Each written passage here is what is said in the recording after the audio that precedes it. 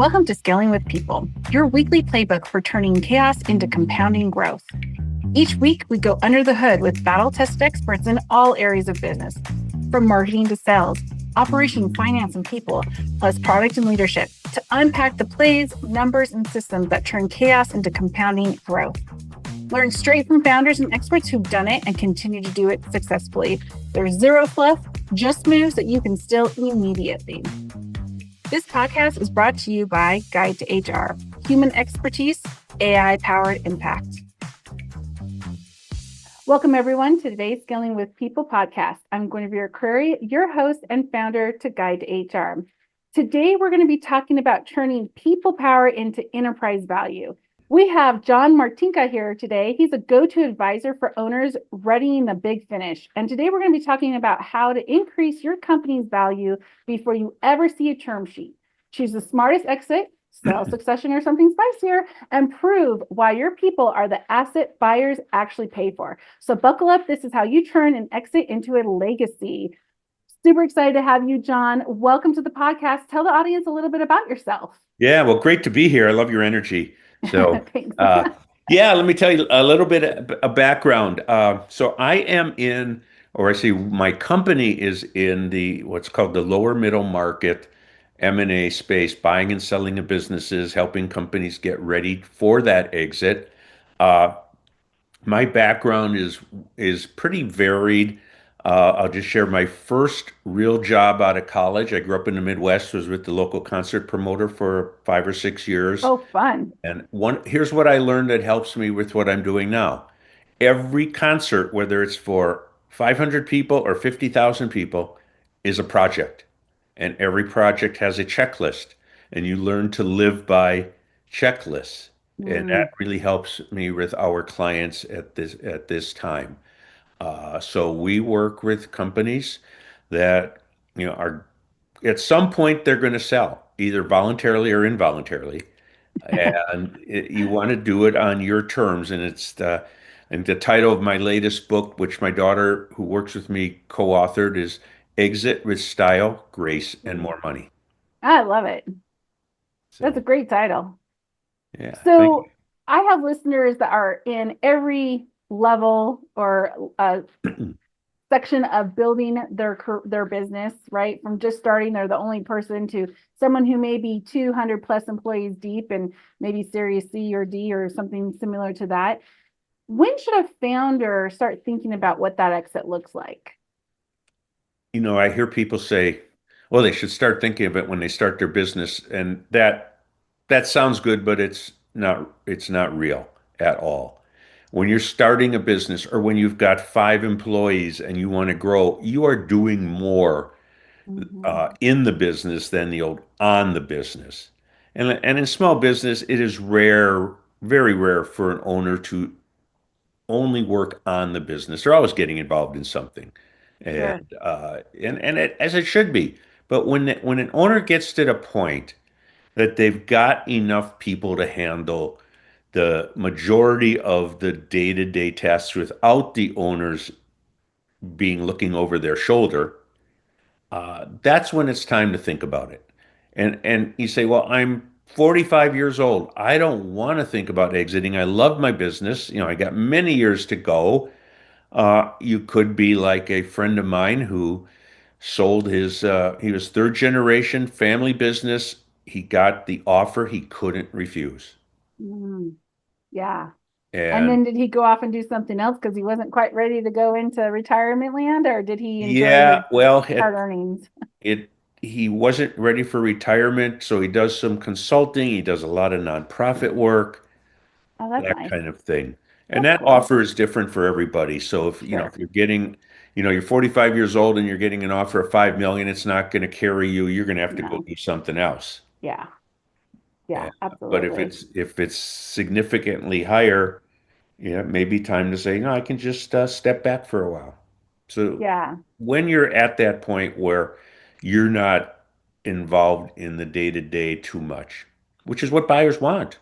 Yeah. Right. Because if you're trying to sell your business and your business is successful on you, then no one's going to want to buy that, because if you want to exit out of the business isn't going to continue to succeed if you're Yeah, not there. Yes, you're right. And I will tell you of all the podcasts I've been on, the guests I've had, we always comes up near the top of the list is owner dependency is a big red flag. Yeah, absolutely. Yeah, because you want to be able to buy something that you can go and scale and grow. And if you can't do that without the owner, then what's the point? That's right. Yeah. So as maybe some of the listeners are thinking, yeah, I'm kind of getting close to there. I've been able to kind of, shift some work over here and over there, and I'm doing more of like working on the business and in the business.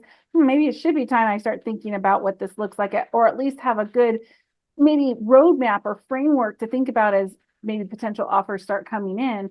What's like one of the first or two things that they should be thinking about and preparing for such an exit? Well, we just talked about one, and that it ties to build a management team and increase their uh, important duties. Mm, So the larger the business gets, the more the buyer is going to really want a management team. And you mentioned it. If it's the owner, we call it personal goodwill. They want company goodwill. They want the they want the company to be running without them as much as possible. So that's one of the top ones. Another one is have really good financial systems so you have accurate financial statements and don't play games with them. I have a sheet on my computer and I hear all these owners all the time. Well, it says I made X dollars, but I really made $100,000 more because I wrote off personal expenses through the business. And it, you know, it if you think if this business is going to sell for four, five, six times their profit, that $100,000 is 400,000 to 600,000 they yeah, may not get. And if even if the bank says we'll allow half of those, that's two to what, 200,000 to 300,000 dollars to yeah. save 30 some thousand dollars in federal tax. Yeah, that can really hurt. So if they're doing that right now, how far back or how far in the future, stop right now and then don't look to try to sell until what, a year, 2 years, 5 years later? Yeah, Because I I know mean, if you many really, business owners do exactly what you just said, including myself. yeah, if you have to sell, it's different. If there's a catastrophic event, you're stuck, which Yeah. is why you should do these things to make it as attractive as possible to a buyer at all times, Okay. because you don't know what's going to happen. I mentioned before Sure. an offer that you can't refuse, but yeah, there are catastrophic events also, divorce, death, disability, Mhm. serious health issues, maybe not disabling, but that will affect the owner or the owner's family. And you have to be ready. So, have those accurate statements, reduce the owner's role. And, you're in the people business. One of the things, I say is hire and retain great people, not Yeah. just employees, advisors also. Have good advisors and Yes. use them. Absolutely. And They're, advisors can come in all different shapes and sizes, right? And so it depends on the need of the business, but definitely advisors can be your best tool in your tool belt. yeah. I mean, the obvious ones are the accountant and the attorney, but someone like your firm, Mhm. there are so many HR traps. Oh, yeah. Especially if you're And talking about payroll, which may or may not fall under finance, but yeah, taxes and payroll compliances. yeah, I recommend payroll services. Uh, there's just so many little things, and you mentioned before we were recording about having clients in California. California is the biggest trap. It has the most traps of all. Yes, absolutely. I mean, I was just talking to a franchise owner and they wanted to 1099 their California people. And I was like, no, no, you can't. You can't do that in California anymore. And there's so many laws now where, oh, well, I only have like 10 people. I don't need to worry until I'm at 50. No, no, you have to worry at five or even one, depending on what the situation is. Oh, you do, and but they look at it and they say, well, oh, I won't have to pay their FICA and Medicare, unemployment, L&I, et cetera, et cetera, et cetera. And I go back a number of years and was talking to an owner, and he had a cleaning business, but it was not, cleaning offices or houses. It was clean rooms, mainly Oh, hospitals, yeah. very high end. Yeah. All his people were contractors. Ooh. The state had come in and told him, no, they're employees. Mm-hmm. And he's saying, no, I think they're contractors, even though he had a judgment for six figures against him. He didn't want to Ooh. change because I'm guessing he had to raise his rates to cover all those Mm-hmm. tax burdens, Yeah. and that would Benefits. maybe make him not as competitive. Yeah. Yeah, for sure. Yeah. You really have to think about that and have that be part of your strategy as you grow your business and beyond, right? Yeah. Yeah. So, what are some of the options? Like, I mean, when I think about exit, it's like, okay, I sell, I get some money, I go off and either, enjoy the rest of my life, or maybe I do something else. Maybe I do nonprofit work, whatever it might be. But what are some options when exiting a business? Well, you listed some of them. If someone could take a sabbatical, start or buy another business, retire, do advisory work. Uh, it just depends on their financial situation. You Yeah. take someone who's, at what we consider retirement age, which seems to be ever increasing, and Yes. they say this is enough money that I don't have to work anymore. And by the way, in the first chapter of our book, we say before you're going to think of selling your business, contact your financial advisor. Is this Yeah. going to be enough for what you want to do? We call it the next great adventure in life, which could be retirement and playing golf or going to the beach, or it Hmm. could be being an employee or whatever. Yeah. And it all depends. Like you and I could get the same offer, but it depends on what our current debt is. Like maybe I have a higher mortgage, more amount in my house. Maybe I've had my house sold off. And so I think it also depends on where you are financially and your commitments that you have too. Yeah, it's personal tied to business, and Yeah. you got to deal with the personal stuff like deal with a financial advisor, know why you're selling, be able to articulate it. If you look at, there's a lot of businesses for sale, usually smaller ones. And what's the answer? Oh, they want to pursue other interests, and buyers go, that's baloney. What's going on behind the scenes that we don't know about? Mm, yeah. Yeah. What is the fire that they've been dampening that is going to Yeah. be a blow up in my face when I buy it? Yeah. Hmm.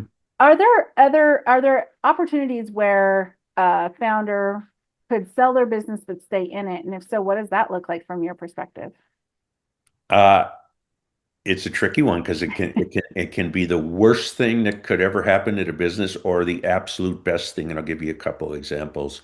I can think of two I know of where the seller stayed on to do sales, and in both cases, the seller just couldn't handle not being the one in charge. Oh, yeah. And they can sour the culture very Yes. quickly, and it's all it takes is little comments like, "Oh, I never did it that way." Does he know what he's doing?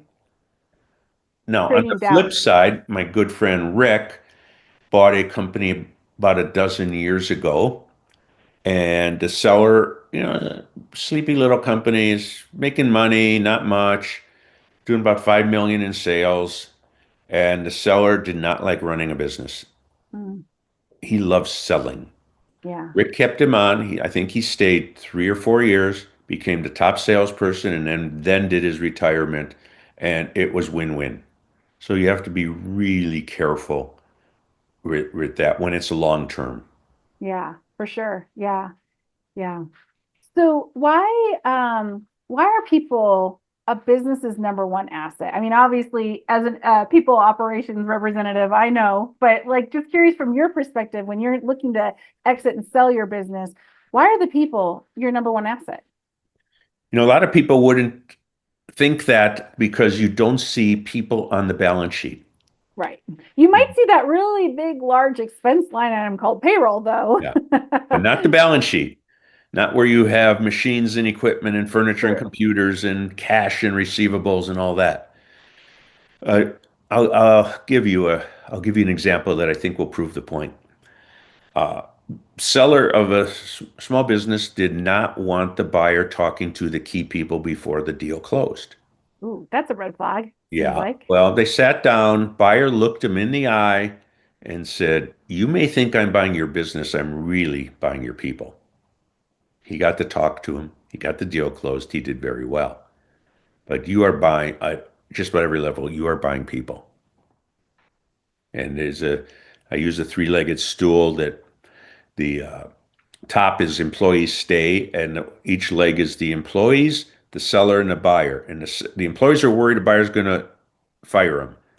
The seller's worried his key people, is all his people are going to lose their jobs, and the buyer's worried they're going to leave.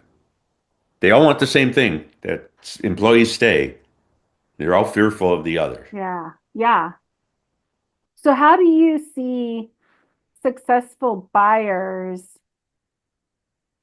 with that transition, the communication and squashing that fear for the current employees to keep the employees whom you're really kind of buying around to keep the Well, business going? it's a really good question, and in the size deals we work on in the lower middle market, but even above. I mean, I had lunch with a friend in my industry a couple weeks ago, and we were talking about relationships, and he said, "Yeah, even at a $50 million deal, it's do it's relationship driven. Do the buyer and seller like each other, trust each other? Can they get a handle on the culture?" And then when the buyer meets the key people or all the people, it's just letting them know everything stays the same. Yeah. Yeah. Do I people really want to, trust that? what was that? Do people really trust that? Yeah, I think they do because people work for small businesses for a reason. And the Mm-hmm. reason they often could go to a large company and make more money and True. just be a number in the HR department. Yeah. But they Yeah. might not have the flexibility. They might not have the opportunity for their ideas to be heard and acted upon. Yeah. Yeah. Do you ever see businesses or buyers, I should say, put in like a structure like a stay bonus or retention plan? And if so, Yeah. have you seen it work or Oh, yeah. not feel like not needed? I'm thinking over the last year and a half, one, two, three or four deals we worked on, the seller set aside money and said, you stay for, and all of them were at least a year. One was payments Yeah. after 1, 2, and 3 years, Oh, and the nice. others were, something after stay a year, you know, and you'll get this retention bonus that came from the buyer, but with the seller's money. Yeah. Yeah. That's really nice. Do you ever see like how you can maybe like what is your playbook or what you've seen a playbook look like in regards to capturing that tribal knowledge before the diligence um starts? Well, that really is what due diligence Yeah, is true. finding those things, Yeah. not before. Before it closes, yeah, you want to get a buyer wants to get a handle on everything. Are the numbers accurate? Hmm. Are the customers happy? Are the employees happy? Are they productive? Uh, you know, I there's I mean, there's many different examples of this, and I can think of a couple right off the top of my head that we had a long client we did a number of projects for, and one of them was he was approached to buy someone in his industry, smaller business, and he subbed out a job to them, and it was, let's just say it was due at the end of business on Tuesday. And he went there. He says, "Okay, I'm here to pick up my work. This is a machine shop." And the owner of the other company says, "Well, we didn't get to it today." And everyone took off at 3:30 like they normally do. And he said, "I'm not buying that company. Their culture is not one of meeting deadlines." He said, Yeah. I said I would ship on Wednesday. I'm gonna have people work overtime tonight to get it Hmm. out." Yeah. And To make your it killed commitments. the guy. It killed the guy's opportunity to have a nice sale of his business. Yeah. Wow. That's crazy. So, what do you see is regards to like sellers and buyers taking action on regards to reducing key person risk and making sure that the business is viable without you, the seller, the founder, owner? Well, it's redundancy. It's getting to the point where you have multiple people that can do things, Yeah. especially important things. And it's just, it's the same as a machine. If you have a small business and you have five machines in your shop and one machine goes down, you're probably stuck for a while. Mhm. If Yeah. you got a big company that has 500 machines and one goes down, it's like big deal. Yeah. So it's the same with people. I mean, you want to have enough people that they can cover for each other. That if one person, one person gets sick or gets in a car accident, that things don't fall apart. And that's the maturity level and the size of the business that allows them to have that redundancy, Yeah. as That well as makes making sense. sure people can do multiple jobs. Yeah. So I got one last question to ask you, kind of going Yeah. back to the away from the people side and back to the business and readiness. What have you seen as being like one of the value drags of the business that people could start thinking about getting rid of now or repurposing or restructuring to make their business more viable? Well, I would say I can give you three quick ones. One is being very happy with where you are and not growing. Ooh, yes. And that means you're coasting. And Mm. you can only coast downhill. So Yes, that's very true. I never heard it so that way, but that's so true. yeah. And so you see these businesses where the owner just says, I'm happy making whatever I'm making. It could be a little money, a lot of money, and they don't, and the employees are going to get bored and say, I want career advancement, so I'm going to go somewhere else. So grow is Hmm. one. Pay attention to all your dependencies. Don't have a key customer at 60% of your sales. Don't be Yeah. tied to one supplier, uh, even a key employee. We talked about redundancy. There's only Hmm. one person going to do certain important things. Uh, make sure that's a bad thing. That's not a, Yeah. that is driving down uh, value. And then the third quick one would be uh, don't trip over dollars to save a dime. Mm. If you invest in your business, Yeah. invest in that growth, invest in the people, think long term, not how much am I going to make next month. Yeah. That makes sense. And on point number two, even if you're not thinking about exiting or, with your knowledge and experience telling us when to start thinking about it, maybe we're, 5 years from now, that number two, oh my gosh, that is important, even if you're not, right? You don't want to have something be dependent on one vendor, one supplier, one key person, because unfortunately life happens and other companies are not guaranteed to be around and or keep the rates and commitments that they have, right, to you. And you got to protect yourself and your business. You got it. So as we wrap up here, is there any last final thoughts or tips or tricks or ideas that you'd like to share with the audience? Yeah, I'll say an important one. When it comes time to exiting your business, and again, it doesn't matter if you're going to sell it to an outside buyer, employees, family, anything. The seller controls the deal on a good business. The buyer controls the deal on a not so good, i.e., bad business. So if you want to be in control, have a good business that buyers are going to want, that's doing all the things we have talked about today and then some.